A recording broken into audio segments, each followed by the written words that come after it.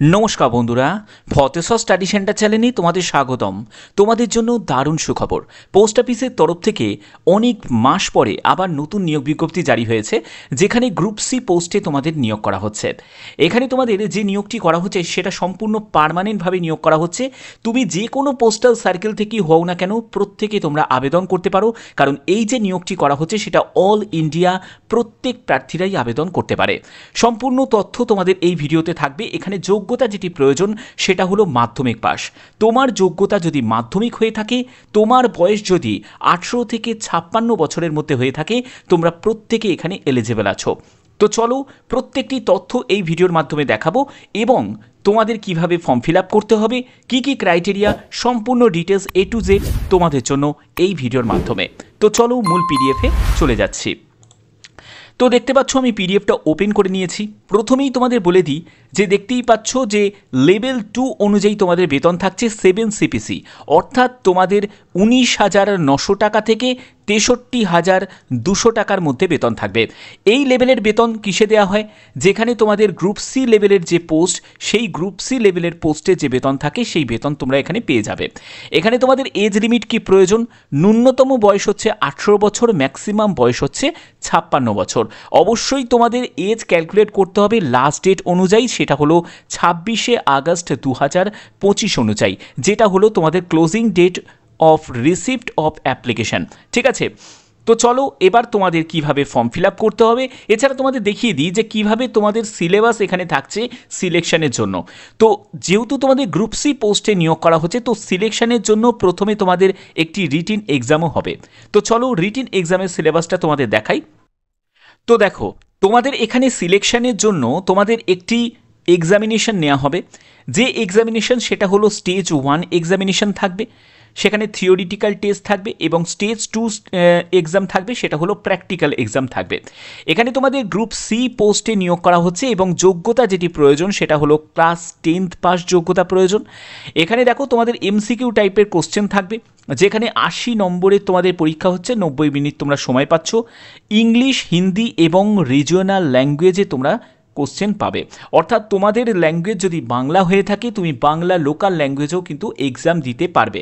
ঠিক আছে, এখানে তোমাদের দেখো তোমাদের কোয়ালিফাইং মার্কসগুলো কিন্তু এখানে দেওয়া আছে, সেপারেটভাবে কিন্তু ইচ পেপারে ভাগ করা আছে। এবং আর কি কি বলা হয়েছে দেখো, তোমাদের প্র্যাকটিক্যাল টেস্টও হবে, যেখানে প্র্যাকটিক্যাল টেস্টের ক্ষেত্রে পেপার 1 পেপার 2 থাকবে। সেখানে হচ্ছে 10 মার্কস থাকবে, 10 মার্কস করে থাকবে, ডিউরেশন 20 মিনিটস করে থাকবে। এগুলো কিন্তু সেপারেটলিভাবে এখানে ভাগ করা আছে। এবার তোমাদের এখানে যে তোমাদের যে পেপারটা হবে সেই রিটিনের ক্ষেত্রে সেখানে জিকে হবে। জিকের ক্ষেত্রে তোমাদের কারেন্ট ইভেন্ট আছে, স্পোর্টস থেকে থাকবে, history, culture and of India, তারপরে geography, Indian economy, general polity, Indian constitution, who is who of India. তারপরে পার্ট 2তে থাকবে হচ্ছে জিআই থেকে প্রশ্ন থাকবে, সেখানে তোমাদের দেখো 20 কোশ্চেন থাকবে, 1 মার্ক করে ইচ থাকছে। ঠিক আছে, তারপরে 15 কোশ্চেন থাকছে, এখানেও 1 নম্বর করে থাকবে। ঠিক আছে, প্রতিটি কোশ্চেনের মান হচ্ছে 1 করে থাকবে। তারপরে অ্যারিথমেটিক থাকবে, সেখানেও তোমাদের 15টা কোশ্চেন থাকবে, 1 নম্বর করে থাকবে। অ্যারিথমেটিকের দেখো problem relating to number system, তারপরে হচ্ছে computation of whole number, decimal fraction, তারপরে হচ্ছে রিলেশনশিপ থেকে প্রশ্ন থাকবে, পার্সেন্টেজ থেকে থাকবে, রেশিও অ্যান্ড প্রপোর্শন থেকে, অ্যাভারেজ থেকে থাকবে, ইন্টারেস্ট থেকে থাকবে, প্রফিট অ্যান্ড লস থেকে থাকবে, ডিসকাউন্ট থেকে, টাইম অ্যান্ড ডিস্টেন্স থেকে, তারপর হচ্ছে রেশিও অ্যান্ড টাইম থেকে থাকবে, টাইম অ্যান্ড ওয়ার্ক থেকে থাকবে, এই সব থেকে তোমাদের থাকবে। এর পরবর্তী হচ্ছে পার্ট 4। পার্ট 4-এর ক্ষেত্রে হচ্ছে রোড সেন্স ভেহিকেল মেনটেন্যান্সের উপর তোমাদের প্রশ্ন থাকবে, সেখানে 30 কোশ্চেন তোমাদের থাকবে। তো এগুলো দেখো তোমাদের প্রত্যেকটা সেপারেটভাবে কিন্তু ভাগ করা আছে। এবং এখানে তোমাদের যোগ্যতা যেহেতু তোমাদের 10th পাস প্রয়োজন, তো সেক্ষেত্রে তোমরা 10th পাস হলে তোমরা আবেদন করতে পারবে, এটা হলো তোমাদের এডুকেশন কোয়ালিফিকেশন। এবার দেখো তোমরা ফর্মটা কিভাবে ফিল আপ করবে। এবার দেখো যে তোমাদের এখানে কিভাবে ফর্মটা ফিল আপ করবে। ফর্ম ফিল আপ করার জন্য প্রথমে ক্যান্ডিডেটের নেম এখানে লিখবে, তারপরে হচ্ছে তোমাদের complete address of the applicant, অর্থাৎ তোমার সম্পূর্ণ অ্যাড্রেস তোমাকে মেনশন করতে হবে। এখানে তোমাদের ডিস্ট্রিক্ট থেকে শুরু করে, তোমার পোস্ট অফিস থেকে শুরু করে সম্পূর্ণ ডিটেলস এবং পুরো পিনকোড পর্যন্ত তোমাকে এখানে লিখতে হবে। এখানে অবশ্যই তোমরা কমেন্টে প্রত্যেকে জানিয়ে দাও যে তোমার পোস্ট অফিসের নাম কি, তোমার নিয়ারেস্ট পোস্ট অফিসের নাম কি, অবশ্যই তোমরা প্রত্যেকে কমেন্টে জানাবে। এখানে তোমাদের ডেট অফ বার্থটা মেনশন করতে হবে। এডুকেশন কোয়ালিফিকেশান তোমাদের এখানে 10th পাস চাওয়া হয়েছে, তো 10th পাস যোগ্যতা তুমি এখানে মেনশন করতে পারো। এছাড়া তোমার যদি হায়ার কোয়ালিফিকেশান থাকে সেটাও তুমি মেনশন করতে পারো। এর পরবর্তী হচ্ছে যে তোমাদের এখানে তুমি কোন পোস্টে এখন বর্তমানে কোনো জায়গায় কাজ করছো নাকি, যদি কাজ করে থাকো তাহলে সেটা ইয়েস করবে, না হলে তুমি এখানে নো লিখে দেবে। তারপরে হচ্ছে 3 বছরে রেগুলার সার্ভিস করছো নাকি লেভেল 1 কোনো পোস্টে, যদি করো তাহলে সেখানে তোমাকে ইয়েস যদি হয় তাহলে সেটা তোমাকে নেম এখানে দিতে হবে, পোস্টের নেম। এবং অবশ্যই তোমাকে একটা ড্রাইভিং লাইসেন্সের প্রয়োজন আছে, সেটা LMV HMV। তারপরে হচ্ছে মোটর মেকানিজমের তোমার নলেজ আছে নাকি সেটা তোমাকে এখানে মেনশন করতে হবে। তোমার কোনো অভিজ্ঞতা আছে নাকি, যদি থাকে সেটা এখানে তোমাকে রিলেভেন্ট যে ডকুমেন্টসগুলো সেগুলো তোমাকে অ্যাটাচ করতে হবে। তুমি হোমগার্ড বা সিভিল ভলেন্টিয়ার হিসাবে তোমার কোনো 3 বছরের কাজের অভিজ্ঞতা আছে নাকি সেটাও তোমাকে এখানে মেনশন করতে হবে। এছাড়া তোমাদের কী কী ডকুমেন্টস লাগছে সেগুলোও তোমাদের বলে দিই। দেখো এখানে ডেট অফ বার্থের সার্টিফিকেট থেকে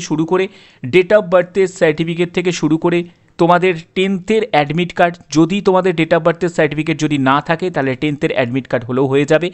এছাড়া তোমাদের যেটা লাগছে সেটা হলো 10th সার্টিফিকেট লাগছে, LMV HMV এই সার্টিফিকেট কিন্তু তোমাদের প্রয়োজন হচ্ছে।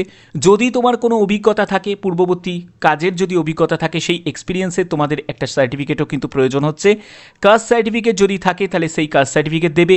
গভর্নমেন্ট আইডি প্রুফ, সেটা যে কোনো হতে পারে, আধার কার্ড হতে পারে, ভোটার কার্ড হতে পারে বা প্যান কার্ড হতে পারে, যে কোনো একটি গভর্নমেন্ট আইডি প্রুফ সেটাও তোমাদের প্রয়োজন হচ্ছে।